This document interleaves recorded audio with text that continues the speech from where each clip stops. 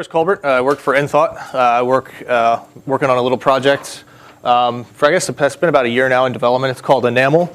And it's a new framework for writing declarative user interfaces in Python. Anybody that's ever sat down and actually had to write raw WX code or raw Qt code, writing GUIs is not fun. It's like the results are fun and it's nice because you get to see something and play around with it. But getting there is tedious and it's painful.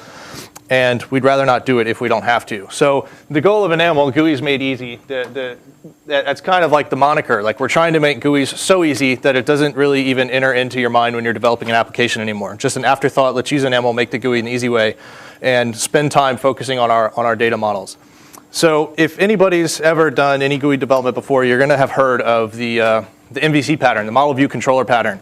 The basic concept here is you have, on the bottom of my screen, I've got a model. You've got a model. It represents a person. They've got a first name, a last name, and I want to create the view on the top. It's a basic form thing. You've got a couple labels and a couple fields that you use to edit your model. And you want to connect these two things together. That's where the controller comes in. You've got your model, you've got your view. You want to use a controller to wire everything up. And maybe you're going to throw in some conversion and validation there. Let's say you want to take whatever the user inputs and make sure it's all lowercase. That's how I'm going to store it in my database or whatever. So that's a typical programming pattern you're going to see a lot when you do GUI development. The goal of Enaml is to make this part easy. Writing your views, writing your controllers, let's make that as easy as possible. Let's even remove it from consideration in our projects, and let's really focus on our efforts on making our models good. So this is what we're trying to do here with Enaml. Some existing approaches to this. Anybody use Visual Studio, Forms Designer, written any XAML, right? Okay. Humans shouldn't be writing XML, right? It's designed to be read by machines. I don't know, I don't know why you would want to write that. So Visual Studio, it's a great program. You can write some GUIs, but you're writing XAML. It's not that fun to do. Xcode. Xcode, you only get a GUI designer, and Apple generates the code for you. So there's some argument there whether the workflow is nice or whether it's not, but you're stuck to Objective-C, and that's what you get.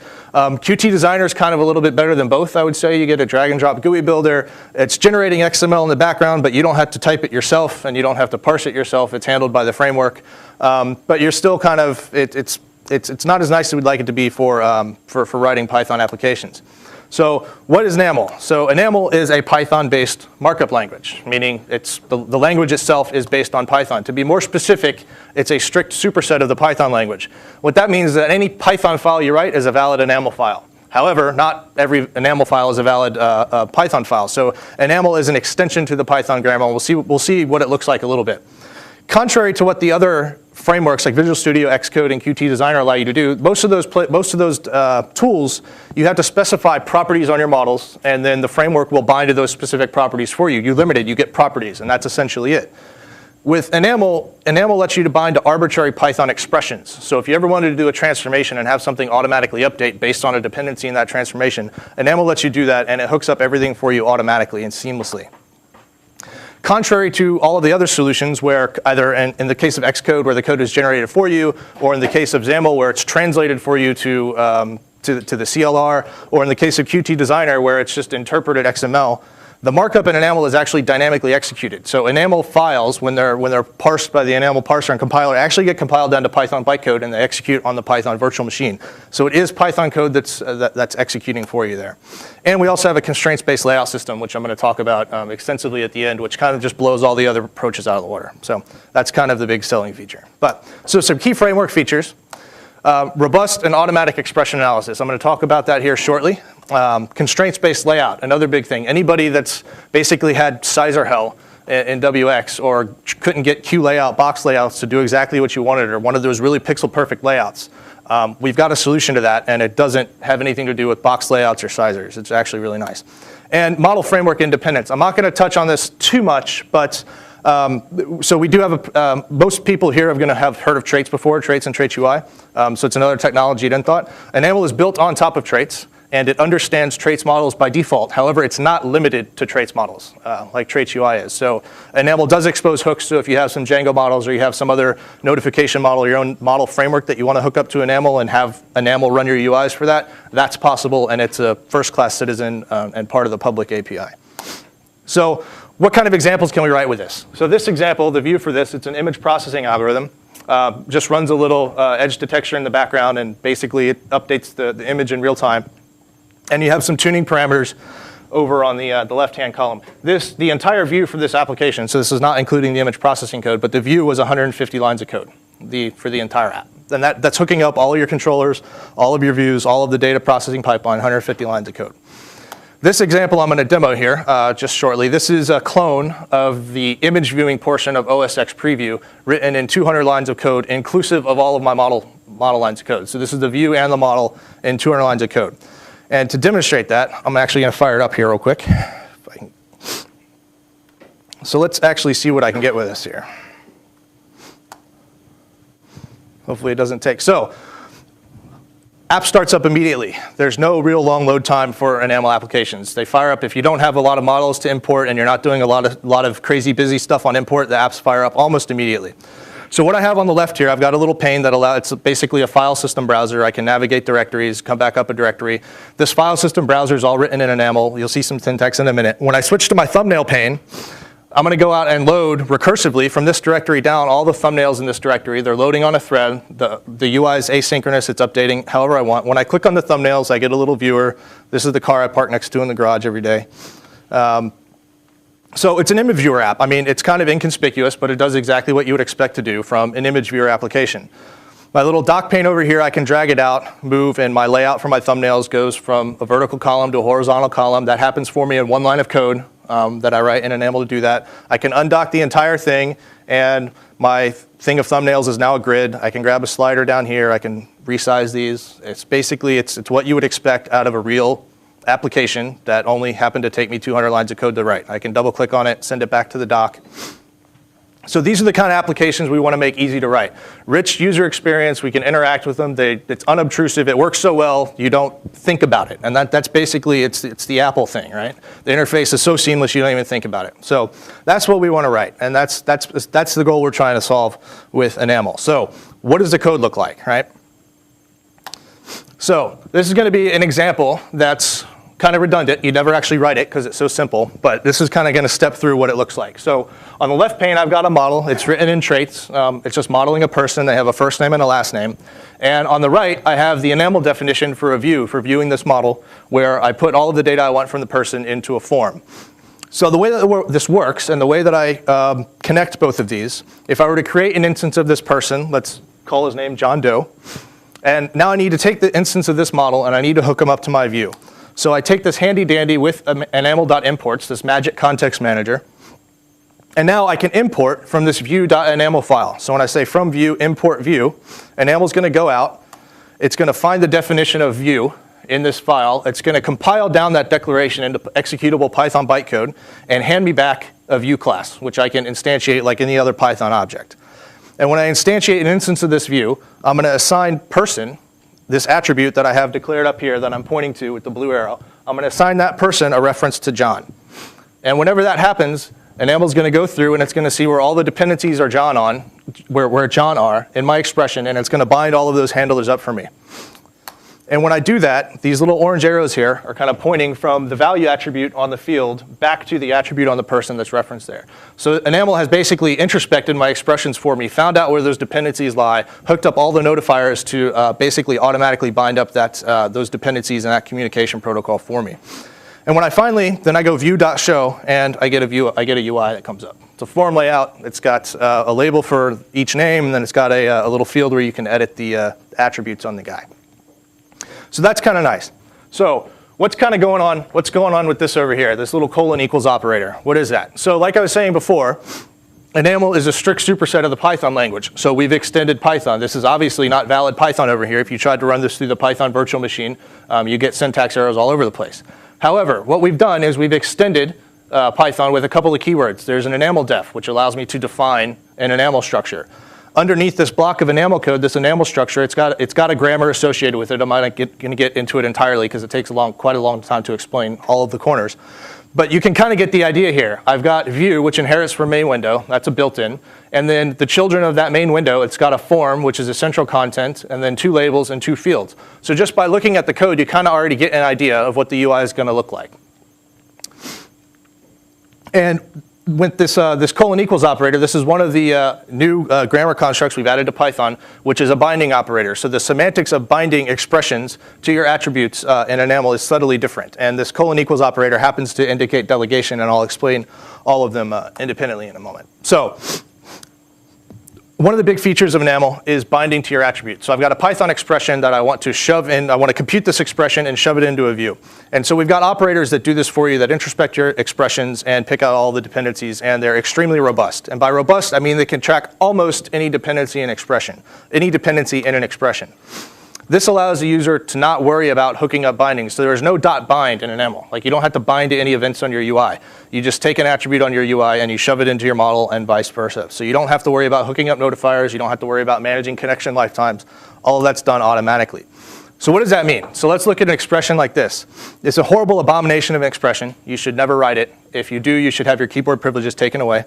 But basically, so let's look what's in here, right? If we point everything out, we've got a call to a function. That returns some value. We've got some local variable lookups. We've got some indexing. We've got attribute accesses. If you tried to throw this at a static analyzer for Python, it would fall over. There's absolutely no way that you can track all of the dependencies in this expression statically. Python is far too dynamic of a language for you to be able to do that. You might get a little way of the way there, but you'd never get all the way there. So what Enaml does is it's monitoring the execution of this expression at runtime. So as this expression executes, Enaml is actually monitoring the Python bytecode stack as things are pushed and popped off of it. And it's inspecting these objects live at runtime as the expression executes, and pulls out what all the dependencies are. So you're not going to hide a return value from this boss function from Enaml. Whatever it returns, if it has an attribute on it called info that Enaml can listen to, it'll hook that up for you automatically. As a corollary to that, list comprehensions work too. So if you were to try to throw a list comprehension at a static analyzer, what would happen? Because Python iterators are dynamic, so you never know what you're going to get out of this list comprehension until you actually execute it. But Enaml will track this just fine, because the list comprehension is actually introspected as it's executing. So we can track, basically, Enaml has no problem tracking the name of every person in this list of people at runtime. So, all right, so operators. So language wouldn't be much better than, let's say, Visual Studio or Xcode, unless we gave you more options of how you want to bind up your expressions. If it was always you could only bind to properties, that would be kind of useless. We wouldn't be any better than the competition. So Enaml actually provides 5 different operators which can be used to bind up your expressions. And each of the different operators behaves in a different way based on the use cases that we found when writing UIs and for what we need. And so these obviously are, because there's so much a variety of the operators, it's going to allow you a powerful way to express your applications. And I lost a slide here. I don't know what happened to it. Give me just a second.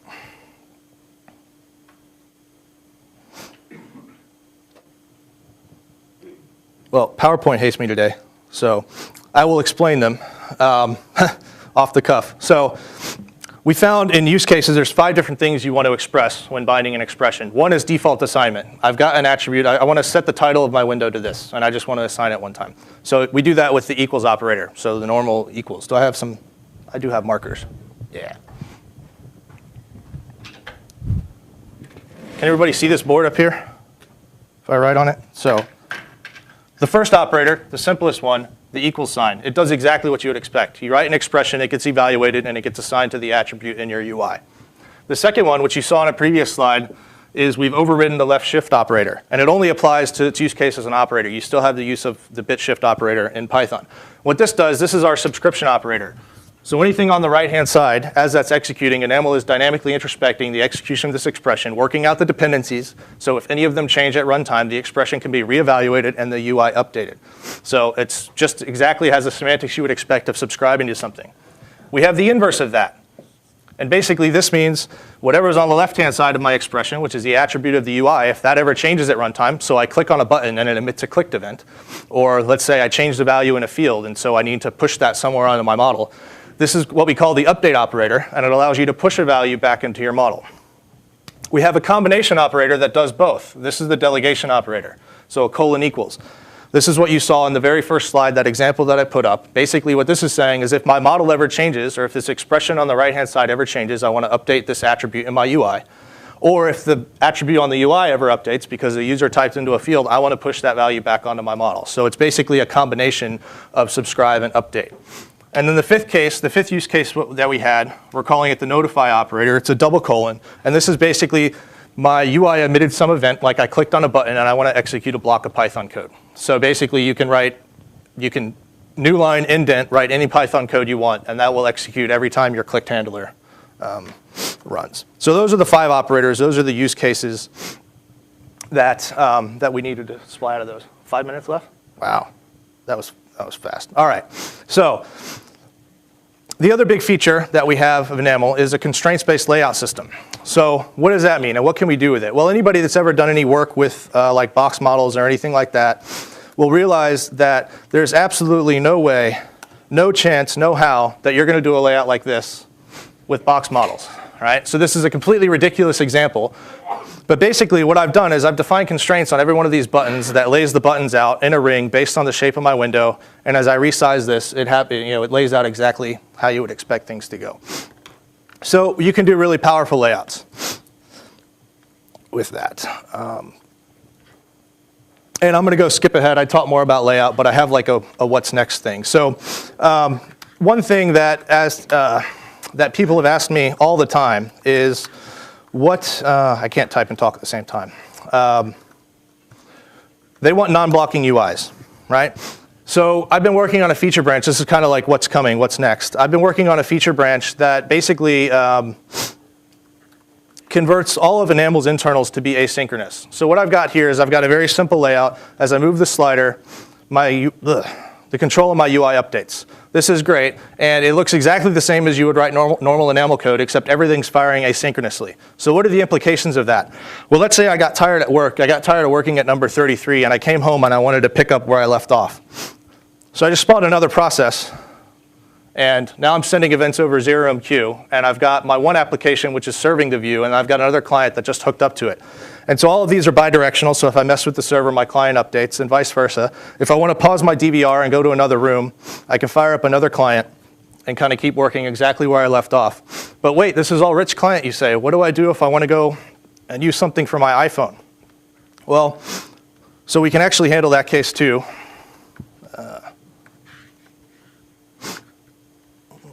With luck, this will work. And I can pick it up from my iPhone on my web browser and run it over the web as well. So 20 minutes is a short time. I'll be sprinting on Friday. Anybody that wants to talk to me afterwards, I'll be out in the hall. So thank you. 2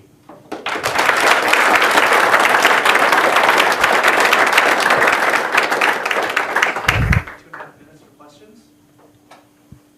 Yeah. Thanks for writing this. You're welcome.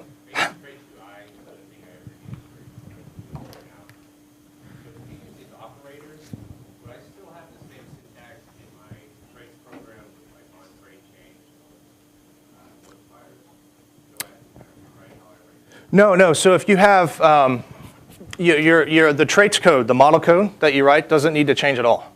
Yeah. So this will work seamlessly with any existing traits models you have. Yep. Yes.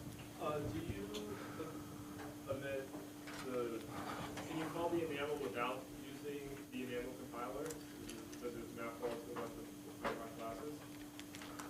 No, so Enaml does things that you can't actually do by writing raw Python code. So there's bytecode that's generated by the Enaml compiler that you just physically can't generate by writing Python syntax. So basically, right, Python's got a virtual machine under the covers, right? It's just executing bytecodes on a stack, right? So if you write out your code object manually, you can have bytecodes that the Python virtual machine will execute that you couldn't otherwise generate using Python grammar and Python syntax. So, and that's how the magic introspection and monitoring Python expressions as they execute, that's how that works. It's because it's messing with the bytecode. So it doesn't go from your macro language to an intermediate Python representation and then write the bytecode? No. It goes from the AST, the Enaml AST, down to Python bytecode. Okay. Yep. Yes. So, and obviously, from within IPython, we have taken the same chance of introducing extra syntax, which is invalid Python to provide other support. What are your thoughts if Python 3.5 all of a sudden picks up a colon equals operator, and now instead of being an Enaml superset, it becomes the Venn diagram has an intersection point with Well, so fortunately, the grammar is context-free. And since we've introduced a keyword called enamldef, which I'm sure Python's never going to adopt, everything under that colon indent I can do whatever I want with. So it's not going to mess with my parser or compiler at all. So anything else? All right. Thank you, guys.